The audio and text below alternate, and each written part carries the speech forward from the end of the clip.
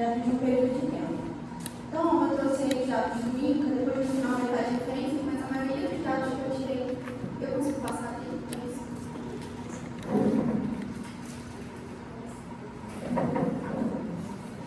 Então, a maioria dos dados que eu tirei do INCA, tirei da FEBRAS, que é a Federação Brasileira de Ginecologia e Obstetrícia, e do Colégio Brasileiro de Cardiologia, no final vai dar referência direitinho.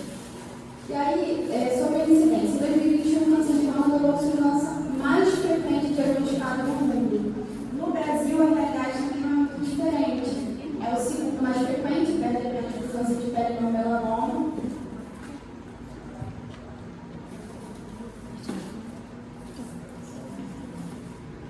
E o que a gente tem observado também, além do aumento da incidência, é que o câncer de mama tem cometido cada vez mais mulheres mais jovens.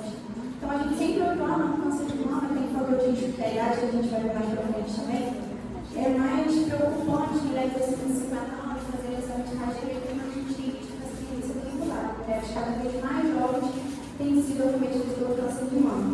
E um fator importante é que, não se sabe muito bem ainda porquê, mas as mulheres que desenvolvem câncer de mama entre 40 e 50 anos, né, mais jovens, que na verdade muito jovens no desenvolvimento dessa doença, elas têm um prognóstico pior. Elas têm um quadro clínico pior, elas têm uma morbidade maior. Para o ano de 2023, foram estimados 73.610 novos casos de câncer de mama, que representam uma taxa ajustada de incidência de 41,89 casos a cada 100 mil mulheres. É um número muito alto, uma ciência que vem crescendo com o tempo. E aí a gente vai entender que, por conta desses números alarmantes, né, de ser uma doença também agressiva, se diagnosticada tranquilamente, em mulheres jovens, agressiva, a importância de tratar esse tema, de tratar do rastreio. E aí, para a gente continuar entendendo por que falar do câncer de mama, a gente vai tentar entender alguns conceitos importantes. Né? O que é o câncer de mama, quais são os fatores de risco do câncer de mama e se é possível prevenir o câncer de mama. O que é o câncer? Né? Como eu disse, esses temas são temas difíceis, eu quero trazer de uma forma mais superficial mesmo, mas pelo menos para a gente tentar compreender o que a gente está falando.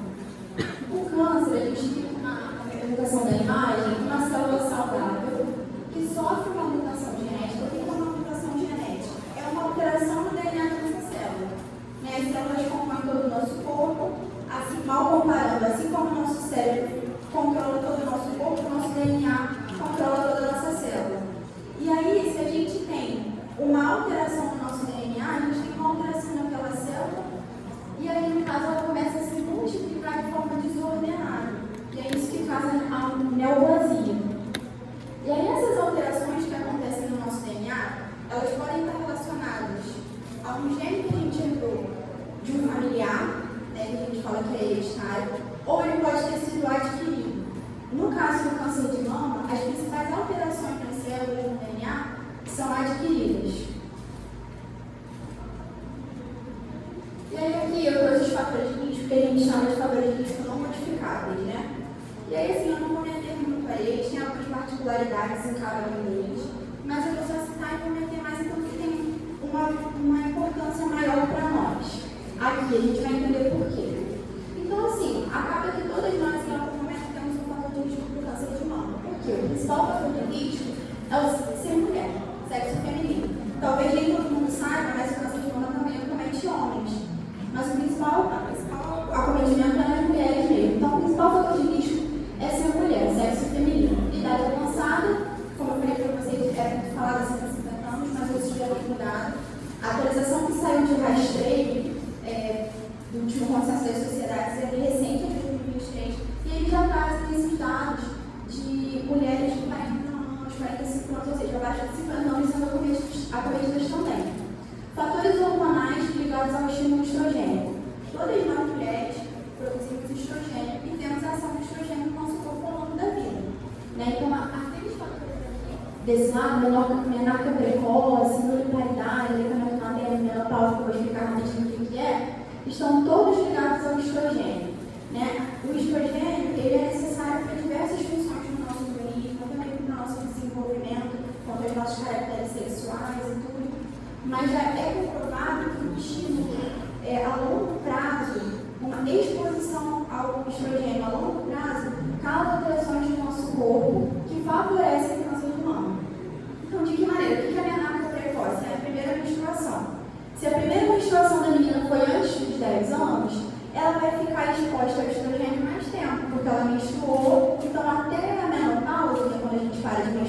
tem um estímulo menor de estrogênio, ela vai ficar exposta mais tempo, porque ela menstruou muito cedo. A mortalidade é quando a mulher não tem filhos. Quando a mulher é gravida e tem filhos, as taxas de estrogênio caem. Então, se a mulher não é gravida, ela fica mais exposta ao estrogênio. O aleitamento materno, a mesma coisa.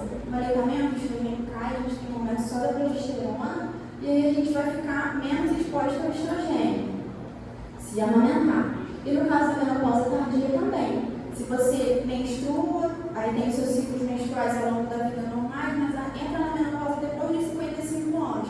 Ficou muito tempo exposta ao estrogênio também. Então, são fatores de risco. Não significa que por ter algum fator de risco desse você vai ter câncer de mama. Não é assim que funcionam os fatores de risco. Os fatores de risco dependem de entre outros fatores, dependem também da predisposição genética. Hoje, os estudos já nos mostram o seguinte: esses fatores de risco associados, eles têm um peso maior.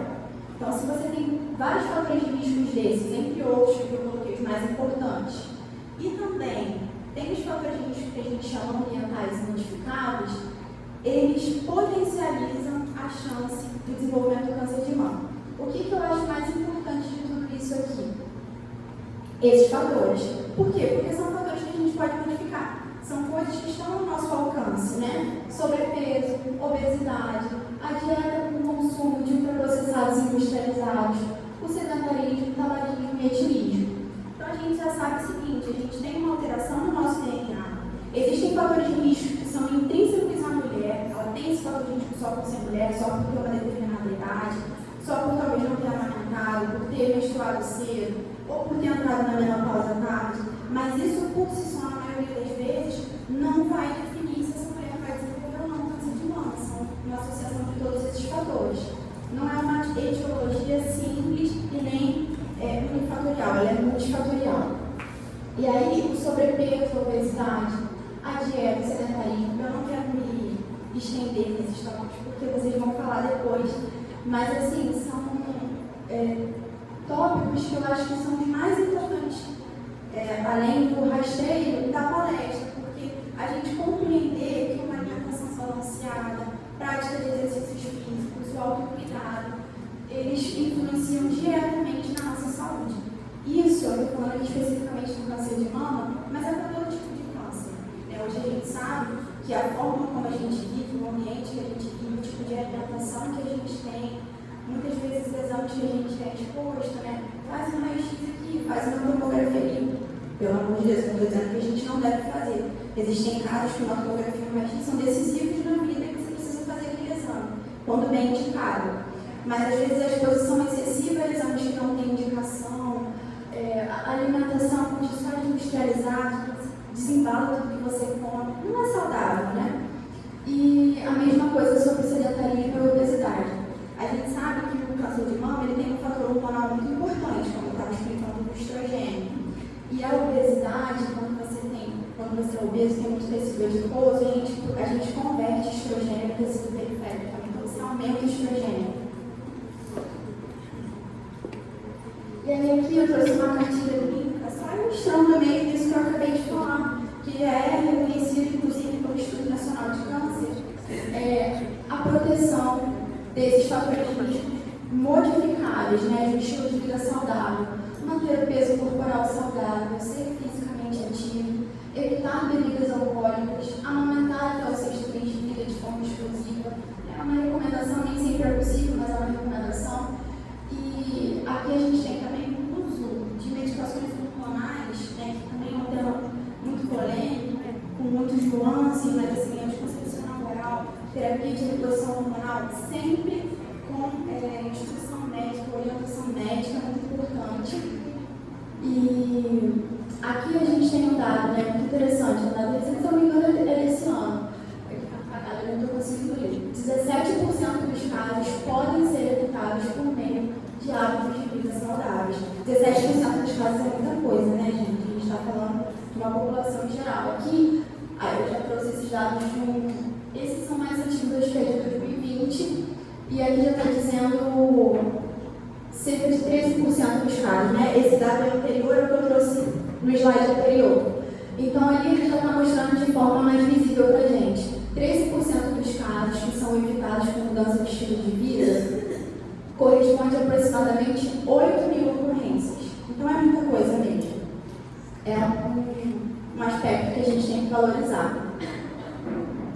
E ali ele coloca em inspeção e na atividade física, né? Então eu acho que é um tema importante para a gente conversar também, que muitas vezes a gente tem mulheres em diferentes fases da vida, e aí eu não falo nem só de idade, mas tem a maternidade, tem a época que você está estudando, diferentes fases da vida, e fala assim, agora eu não posso praticar atividade física.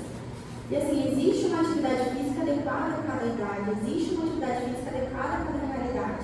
E por mais que hoje exista um apelo muito grande da atividade física relacionada à estética, aqui a gente está falando da atividade física como um fator protetor para câncer. Assim, é muito importante a gente ter um olhar para isso e compreender que a atividade física e a alimentação saudáveis são terapias, né? São remédios. E aqui eu só estou dizendo que onde eu tirei, né, do número de casos e gastos com câncer de mama no Brasil, eu acho que seria importante a gente citar também, porque quando a gente não tem essa mudança de estilo de vida, quando a gente não foca em prevenção, a gente foca em tratamento. E aí o dinheiro que poderia estar sendo direcionado, eu estou falando aqui de políticas públicas, né, do SUS, o dinheiro que o SUS poderia estar direcionando para campanhas de prevenção, para rastreio, para exames de mamografia, muitas vezes é direcionado para tratamento, né?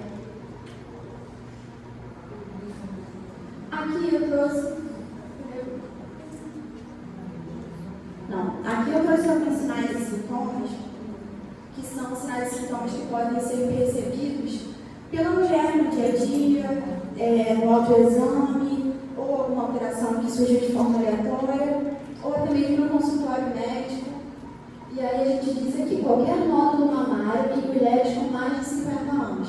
Qualquer nódulo mamário em mulheres com mais de 50 anos é câncer? Não.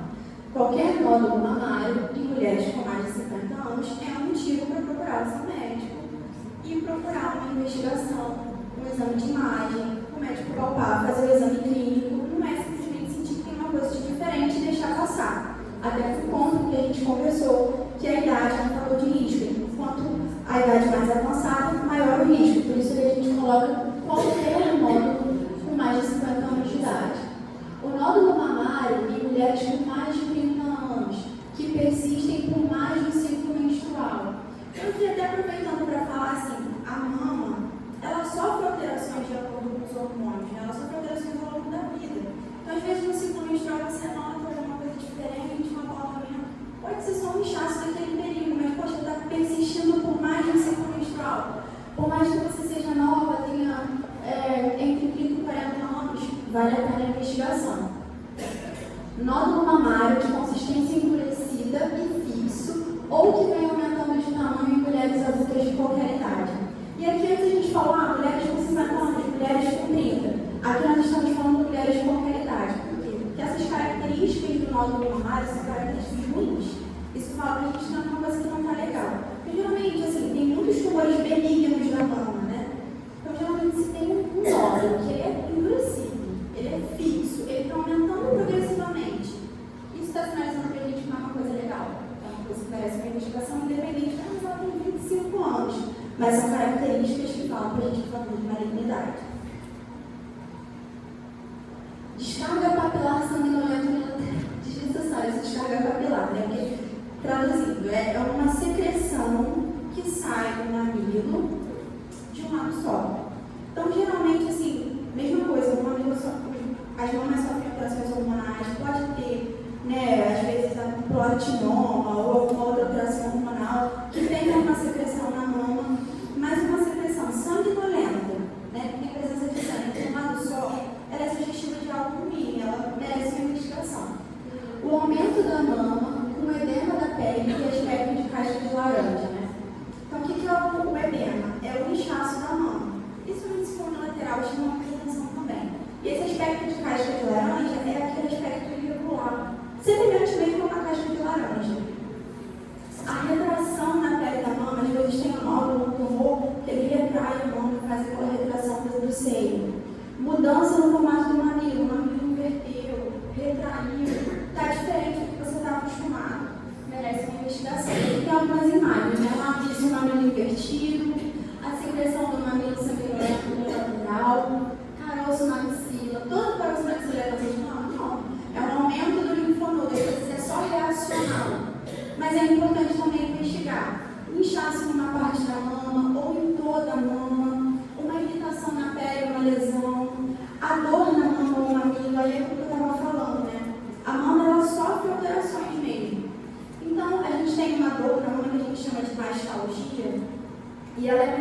no ciclo menstrual. Ah, mas o ciclo menstrual no meu peito dói, isso é sinal do câncer de mama? Não. Se é aquela dor que dói durante o período menstrual, passou o período menstrual, para de doer, no próximo ciclo dói de novo, isso é característico da ação hormonal, é a dor do ciclo menstrual mesmo. E aqui eu só coloquei a imagem porque eu acho que eu estou falando muita coisa que não é familiar, e eu acho que a imagem fica mais autoexplicativa, né? Recapitulando ali os fatores de riscos que são importantes de sofrer intervenção, que é o sedentarismo, que é a alimentação, é a obesidade, o combate à obesidade, a mudança do estilo de vida. E aqui, só ilustrando mais uma vez com imagens, sinais e sintomas. E aqui, um dos pontos mais importantes também, falando sobre a prevenção e o rastreio. Tudo que eu falei aqui até agora é prevenção primária, né? O que é prevenção primária? É o conhecimento acerca do que é o câncer de mama, mais ou menos, né, de forma mais superficial, mas o conhecimento acerca do que é o câncer de mama e do que é aquilo que está no nosso alcance de modificar. E agora eu vou falar da prevenção secundária, que é o diagnóstico precoce, que é principalmente o rastreio do câncer de mama, principalmente através da mamografia, é um rastreio bem estabelecido, e a gente pode utilizar a ultrassonografia e a mamografia como complemento. Então, quais são as recomendações de prevenção primária? Todas essas que a gente já falou, não vou me demorar nisso de novo. Sobre alimentação, sobre atividade física, informação. E aqui eu vou trazer as recomendações de rastreio, né? O que a gente tem de recomendação de rastreio hoje, que é mais atual e que é o ideal para as mulheres? Pela FEBRAD, pela SBN, Sociedade de Mastologia, e pelo Colégio Brasileiro de Radiologia, que foi uma atualização desse ano, então é algo recente e é uma evidência científica forte. Para mulheres de risco habitual, que são mulheres de risco habitual, não tem histórico de câncer de mama na família, não fez nenhum estudo genético que demonstrasse uma mutação genética, são mulheres, a população geral, né? Mamografia a partir dos 40 até os 74 anos anualmente.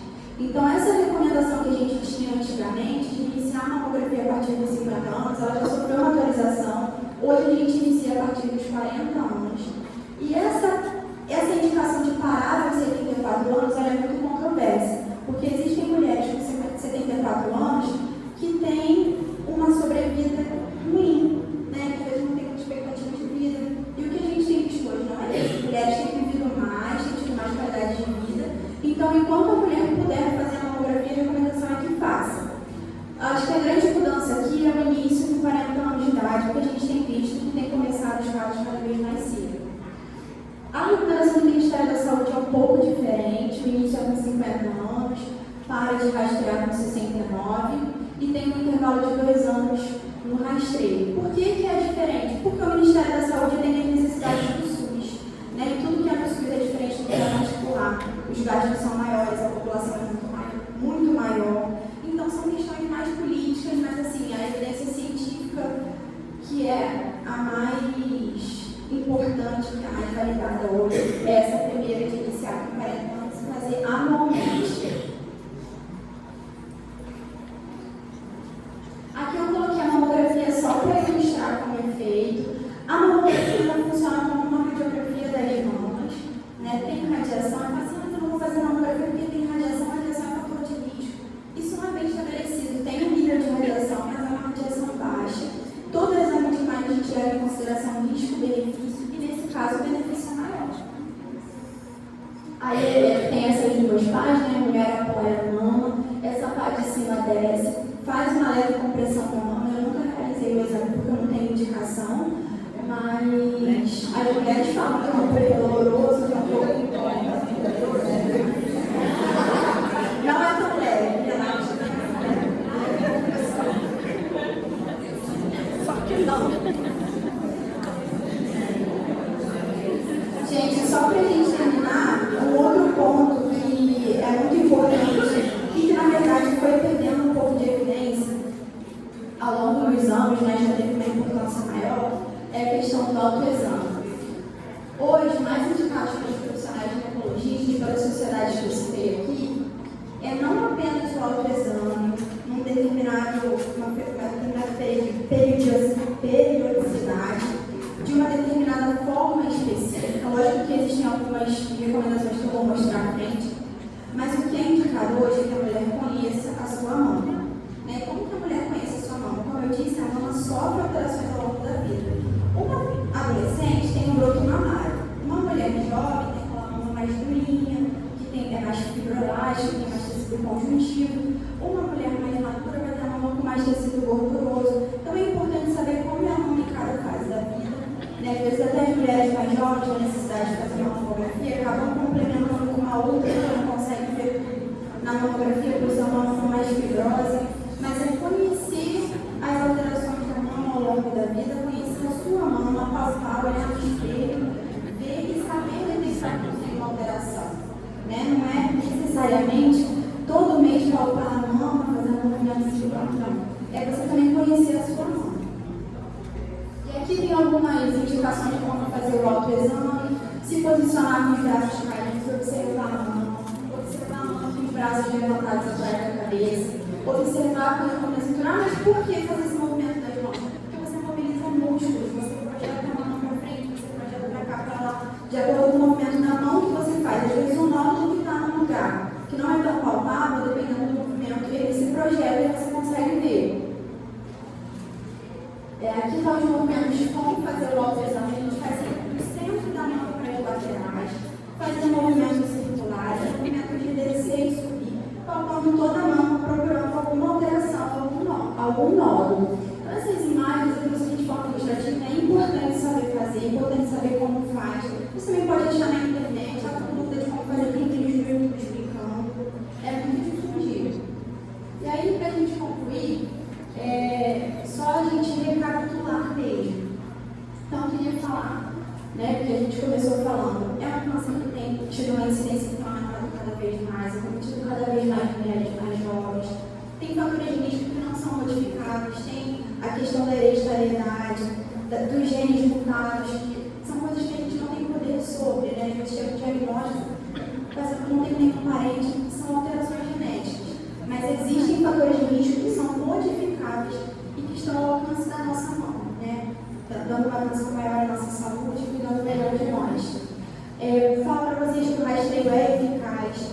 A mamografia, o diagnóstico precoce, se você descobre o câncer antes dele se disseminar, o câncer que a gente chama em loco, que ele está restrito à mama, aquele local, que ele ainda não invadiu nada, você vai fazer uma cirurgia, vai fazer uma radioterapia, que é um tratamento menos agressivo do que uma quimioterapia, do que uma mastectomia. Então você fica melhor se você diagnostica antes. E o método diagnóstico é a mamografia, é o rastreio.